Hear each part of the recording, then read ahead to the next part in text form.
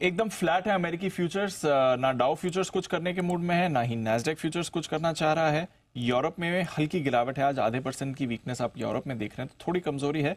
But अच्छी बात है, कच्चा तेल कुछ नहीं कर रहा है। एशिया ठीक ठाक था, रुपया आपका 5 पैसे मजबूत है।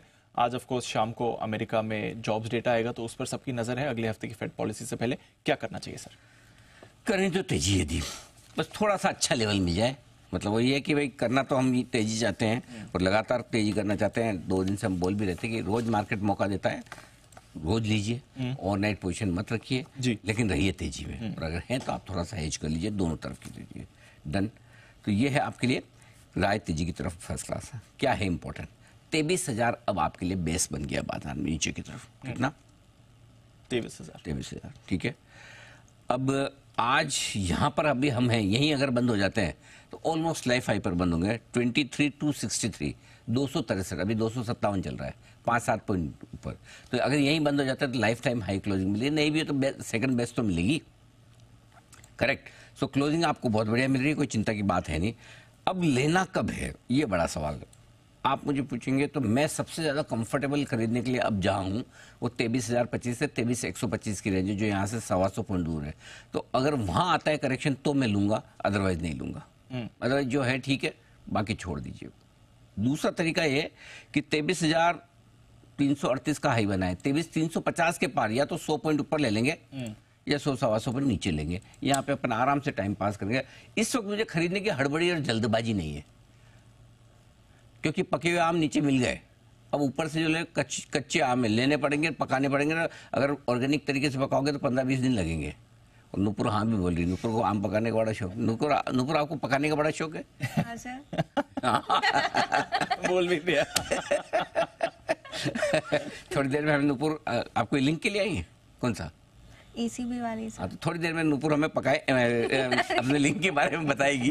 तो लेकिन तब तक आइए मैं आपको बता दूं, सिंपल सी चीज ये है कि आप अपनी तेजी की पोजीशन के साथ बने रहिए। अगर नीचे मिले 23,025, 23,125 में तो लीजिए, या 23,350 का हाई पार करके टिक जाए मार्केट तो खरीदिए। ये निफ्टी। आइए बैंक निफ्टी, सिंपल 49,975, 50,075। सुबह आपको रेंज थी कि ये रेंज है जहाँ पर भर भर के आप बेचेंगे तो भी कोई दिक्कत नहीं। जब तक 50-100 अब पार नहीं करेगा तब तक नया आपके लिए ट्रिगर नहीं बनेगा। आप कंजेशन जोन पे, पहला 49,675 था, पूरे दिन भर नहीं हुआ। आज भी गवर्नर साहब ने जब पॉलिसी दी, हमने बोला ये पॉलिसी बहुत बढ़िया है, मुझे पॉलिसी में तेजी की खुशबू आ रही है। बिल्कुल। और उसके बाद देखिए मार्केट ने पीछे मुड़ के नहीं गया। जबकि दीप, एक बार मैं शो के बाद बैठा भी था, अतुल जोशी सर आए थे और हम बाद में चाय पी रहे थे। उन्होंने एक बात बोली भी, बोले अनिल जी आपने जैसे पॉलिसी खत्म हुई, आपने 4 रीजन बताए कि क्यों आपको लगता है कि ब्याज दरें घटनी चाहिए। जी बराबर। हाँ, लेकिन जैसे आपने मुझे सवाल पूछा, मैंने सीधा जवाब दिया नो, एकदम ब्लंट स्ट्रेट। लेकिन आपके चेहरे पे मैंने शिकन नहीं देखी है। ऐसा नहीं लगा कि मैंने ऐसा बोल दिया तो आप मुझे रिट्रेट करके वापस अपनी बात मनवाने की कोशिश करेंगे कि नहीं आपको क्यों लगती। आप आगे बढ़े, आपने 3 और एक्सपर्ट को पूछा, तीनों ने वही जवाब दिया कि हमारे हिसाब से ब्याज दरें घटने का कोई था। आपने अपनी राय कभी उन पर थोपी नहीं और मार्केट देखिएगा। मैंने कहा सर देखिए मार्केट कहीं भी जा सकता है, आप बोले वो भी हो सकता है, मैं बोले, लेकिन अगर हमारे एक्सपर्ट हैं हम उनको पैनल पर बुलाते हैं, इसीलिए बुलाते हैं हम उनकी राय जाने।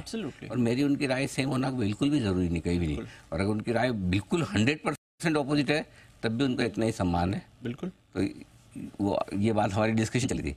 बोले यार, बोले आपके चेहरे पर शिकन भी नहीं है, ऐसा कैसे? मैंने कहा क्यों आनी चाहिए, क्यों है? मैं आपकी राय पूछ रहा हूँ तो आपकी पूछ रहा हूँ, मैं जब देनी है मेरी दे रहा हूँ। इन एनी केस तो बढ़िया। अब बैंक निफ्टी में भी आप यहाँ से 100 पॉइंट नीचे 49,675 के आसपास आता है, वहाँ से 49,500 की रेंज खरीदने की है। वही 49,950, 50,100, 150 पॉइंट की रेंज आएगी, वहाँ प्रॉफिट बुक करेंगे। सिंपल ये कट है। तो अब मुझे इस वक्त मुझे खरीदने की जल्दबाजी नहीं है।